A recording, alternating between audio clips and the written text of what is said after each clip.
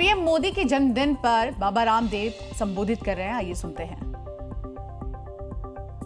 जिनके व्यक्तित्व में, चरित्र में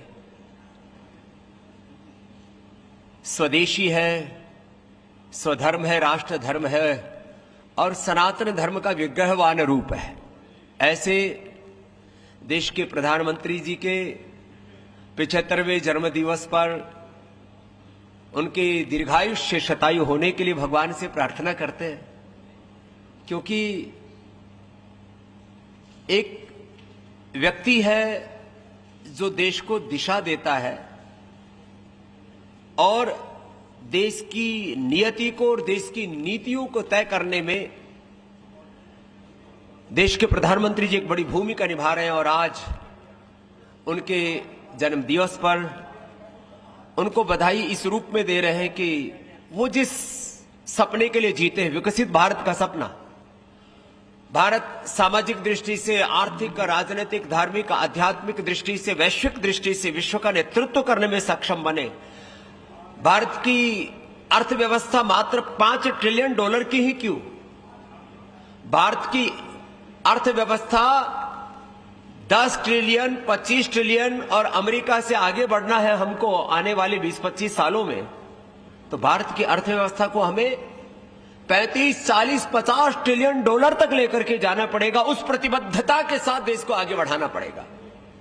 और भारत ने ये सामर्थ्य अर्जित किया था अतीत में भी। 250 साल पहले भारत की अर्थव्यवस्था कितनी सशक्त थी, इसको आज विश्व के तमाम अर्थशास्त्री भी मानते हैं।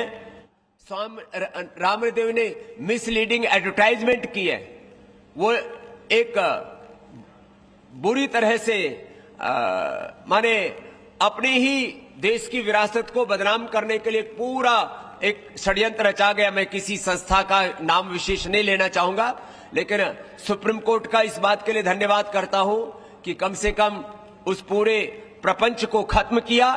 और आज मैं फिर वापस इस बात को प्रामाणिकता के साथ दोहराना चाहता हूं, हमें गौरव होना चाहिए इस बात का कि भारत के ऋषियों के पास वो विरासत दोबारा से इस देश को विश्व की आर्थिक महाशक्ति और मात्र आर्थिक ही नहीं आध्यात्मिक महाशक्ति भी बनाने के लिए हमें देश की प्रतिभाओं को घड़ना पड़ेगा।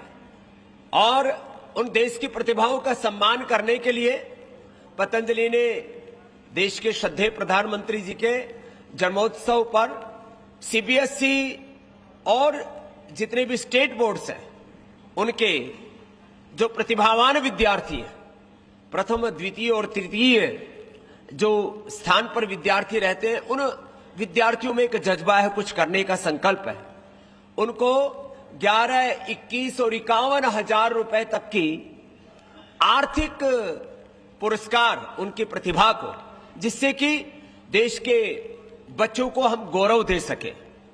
भारतीय शिक्षा बोर्ड बीएसबी और सीबीएसई के अलावा स्टेट बोर्ड के लगभग 10,000 से अधिक विद्यार्थी इस प्रतिभा पुरस्कार, प्रतिभा सम्मान के इस अनुष्ठान में सम्मिलित होंगे। उससे बच्चों को एक गौरव मिलेगा। जब विद्या को गौरव मिलता है तब बच्चों के अंदर उनके जज्बात और अधिक जागते हैं।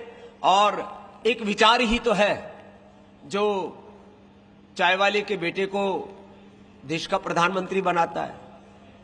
एक विचार ही तो है कि जो एक मछुआरे के बेटे को देश का राष्ट्रपति बनाता है। एक विचार ही है जो एक अनपढ़ मां बाप के बालक को गवर्नमेंट स्कूल और गुरुकुल में पढ़े हुए रामकृष्ण को रामदेव बनाता है। एक विचार व्यक्ति को आगे बढ़ाता है। हम इस देश के अंदर वो स्वाभिमान का विचार, वो स्वदेशी का विचार जिसके लिए देश के प्रधानमंत्री जी भी बार बार आह्वान करते हैं, हम स्वदेशी को एक जन आंदोलन बना करके स्वदेश के प्रति गौरव को जागृत करके देश में एक जुनून खड़ा करना चाहते हैं कि हर एक व्यक्ति अपने अपने हिस्से की ये जिम्मेदारी ले कि मुझे राष्ट्र के निर्माण में अपनी भागीदारी निभानी है।